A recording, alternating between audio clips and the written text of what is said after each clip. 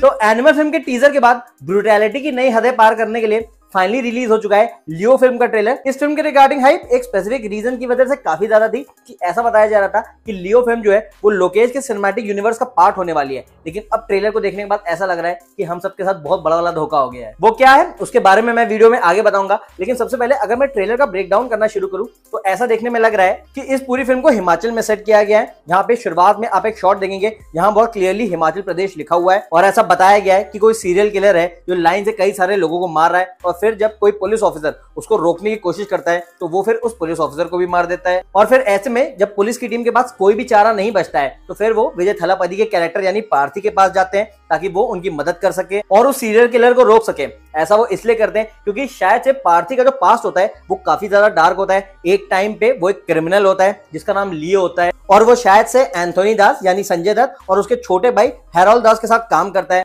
और इस स्पेसिफिक चीज का आइडिया आपको ट्रेलर के लास्ट में मिलेगा। अगर आप ट्रेलर के लास्ट वाला शॉट देखेंगे तो उसमें विजय थलापति का एक यंग लुक है जिसमें वो लियो दिखाई दे रहे हैं और वो बिल्कुल केयरफ्री और बीस्ट मोड पे दिखाई दे रहे हैं कि जब वो क्रिमिनल हुआ करते थे तो वो किस तरह बैक टू बैक लोगों को मारा करते थे। लेकिन उसके बाद प्रोबेबली लियो की लाइफ में कोई इंसिडेंट हो जाता है जिसकी वजह से उसका चेंज ऑफ हार्ट हो जाता है। वो बिल्कुल एक नई जगह पे रहने लगता है, एक नए नाम, एक नई पर्सनैलिटी के साथ, जहां पे उसकी मुलाकात त्रिशा के कैरेक्टर से होती है जिससे वो बाद में शादी करता है और फिर उसकी एक बेटी भी होती है। लेकिन उसके कई साल बाद जब शहर में कई सारी सीरियल किलिंग्स होने लगती है तो पुलिस वापस से लियो के कैरेक्टर के पास जाती है, जहां वो कन्विंस करता है पुलिस को कि वो लियो नहीं है, वो कोई और ही इंसान है। और इस बात का अंदाजा हम एक डायलॉग से लगा सकते हैं जहां पे विजय थलापति का कैरेक्टर त्रिशा से कहता है कि अगर उसकी शक्ल मुझसे मिलती है तो इसमें मेरा क्या कसूर, वो मेरे जैसा दिखता है तो मेरा क्या कसूर। इस पर्टिकुलर डायलॉग से दो पॉसिबिलिटी निकल के आती है। सबसे पहली ये कि पार्थी अपने लियो वाली जो आइडेंटिटी है उसको अपनी वाइफ से छुपाने की कोशिश कर रहा है, वो उसको ऐसा दिखाने की कोशिश कर रहा है कि लियो कोई और था और वो कोई और है, जबकि एक्चुअली में वही लियो है और ओवर द टाइम पीरियड उसकी पर्सनैलिटी चेंज हो गई है। और वहीं सेकंड पॉसिबिलिटी इस बात की भी निकलती है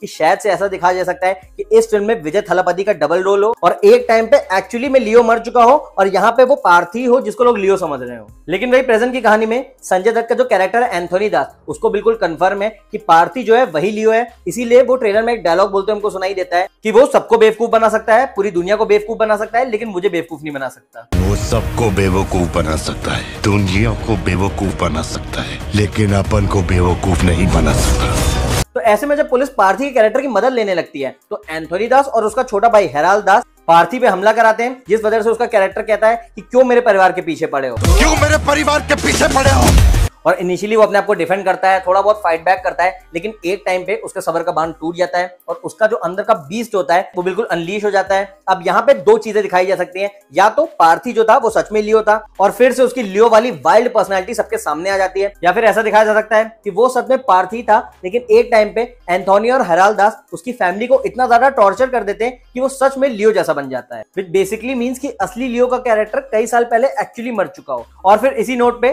फिल्म में बहुत सारा एक्शन, बहुत सारी ब्रूटल किलिंग्स दिखाई जाएंगी और वायलेंस और ब्लडशेड, जिसके लिए साउथ इंडियन डायरेक्टर्स फेमस हैं क्योंकि वो अपनी फिल्मों में बहुत ही ज्यादा अनअपोलोजेटिक अप्रोच अपनाते हैं, जहां बॉलीवुड के डायरेक्टर्स सेंसर बोर्ड या फिर ए सर्टिफिकेट के डर से अपने एक्शन सीन्स को थोड़ा बहुत टोन डाउन करने की कोशिश करते हैं। भाई जितने भी साउथ के डायरेक्टर्स हैं, चाहे वो एटली हो, चाहे वो लोकेश कनगराज हो, चाहे वो संदीप रेड्डी वांगा हो, इन सभी की फिल्मों का एक्शन बहुत ज्यादा वाइल्ड होता है जो कि ऐसी फिल्मों की वर्ल्ड बिल्डिंग के लिए काफी इंपॉर्टेंट है। और वहीं अगर एक्शन की बात हो रही है तो मैं इस ट्रेलर के दो पर्टिकुलर सीन्स को हाईलाइट करना चाहूंगा। सबसे पहला सीन तो हाइना वाला सीन है, जहां ट्रेलर रिलीज होने से पहले ही फिल्म के पोस्टर्स ने ये बात प्रॉमिस कर दी थी कि इस फिल्म में विजय थलापति और हाइना की लड़ाई होगी। और उसमें भी सबसे इंटरेस्टिंग बात ये सुनने में आ रही है कि उस हाइना को बनाने में फिल्म के प्रोड्यूसर्स ने तकरीबन 15 करोड़ खर्च किए, क्योंकि अगर आप उस हाइना को ध्यान से देखेंगे तो पूरी तरीके से सीजीआई से क्रिएट किया गया है। लेकिन क्योंकि फिल्म का वीएफएक्स और सीजीआई काफी अच्छा है तो देखने बिल्कुल भी अनरियल सा नहीं लगता है। जो भी उसके चेहरे पे ब्लड लगा हुआ है, जो उसके मूवमेंट्स है और जो उसका फेस है, सारी की सारी चीजें इतनी रियल हैं कि कोई गेस नहीं कर सकता कि ये हाइना सीजीआई से क्रिएटेड है।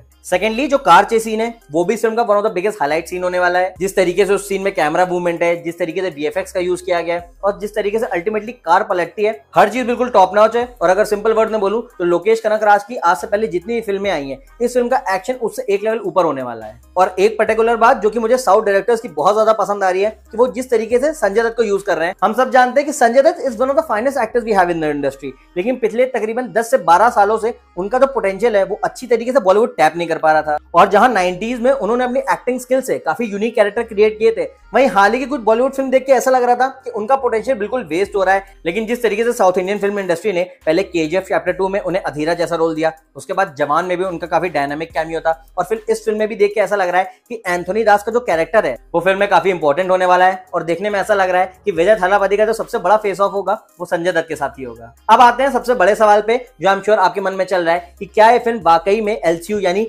लोकेश के सिनेमैटिक यूनिवर्स का पार्ट होने वाली है। तो अभी तो फिलहाल देखने में ऐसे ही लग रहा है कि ये फिल्म LCU का पार्ट नहीं होने वाली है। इसके मैं दो इंपॉर्टेंट रीजन भी बता देता हूं। सबसे पहला और सबसे बेसिक रीजन तो यही है कि इस पूरे ट्रेलर को मैंने ध्यान से देखा तो फिलहाल तो ऐसा कोई भी ईस्टर एग नहीं ड्रॉप किया गया है जिसको देखने में ऐसा लगे कि ये फिल्म LCU का पार्ट हो सकती है। कई फैन थ्योरीज ऐसा कह रही हैं कि ट्रेलर में एक कैरेक्टर जिस तरीके से हंस रहा है और जिस तरीके से उसकी आंखें हैं, ऐसा देखने में लग रहा है कि वो रोलेक्स का पास्ट हो सकता है। बट ऑनेस्टली बताओ तो मुझे इसके चांसेस थोड़े कम लग रहे हैं। और यहीं पे आता है मेरा second reason. Basically Lokesh Kanagaraj से कई महीने पहले एक इंटरव्यू में पूछा गया था कि क्या वाकई लियो LCU का पार्ट होगी, तो उन्होंने क्लियरली डिनाई कर दिया था कि लियो फिल्म का LCU से कोई भी कनेक्शन नहीं होने वाला है। लेकिन तब फैन ने ऐसा स्पेकुलेट किया था कि वो फिल्म की स्टोरी को छुपाने के लिए ऐसा कह रहे हैं। लेकिन अब देखने में ऐसा लग रहा है कि वो शायद से सच कह रहे थे। वरना खुद ही अगर आप लोकेश कनकराज के पॉइंट ऑफ व्यू से सोचो तो अगर आपकी फिल्म का हाइप ऑलरेडी काफी अच्छा है और ये बात कहने से कि ये फिल्म LCU का पार्ट है इस फिल्म का हाइप और ज्यादा हो जाता, तो फिर वो ऐसी बात क्यों ही छुपाते हैं? क्योंकि ये लॉजिक तो बिल्कुल सिंपल है। LCU का पार्ट होने से फिल्म की हाइप ज्यादा होती, हाइप ज्यादा होता तो फिल्म के फुटफॉल ज्यादा होते,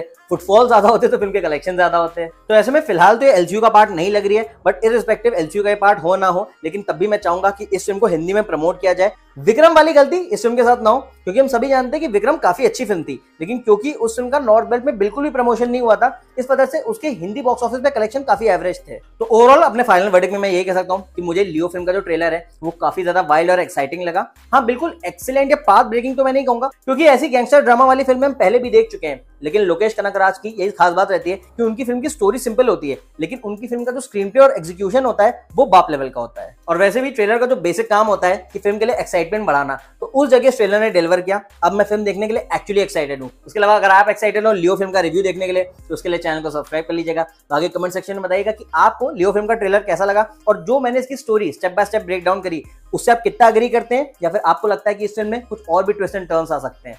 सब कुछ बताइएगा। बाकी अगर वीडियो पसंद आया तो प्लीज वीडियो को लाइक कर दीजिएगा, चैनल को सब्सक्राइब कर दीजिएगा।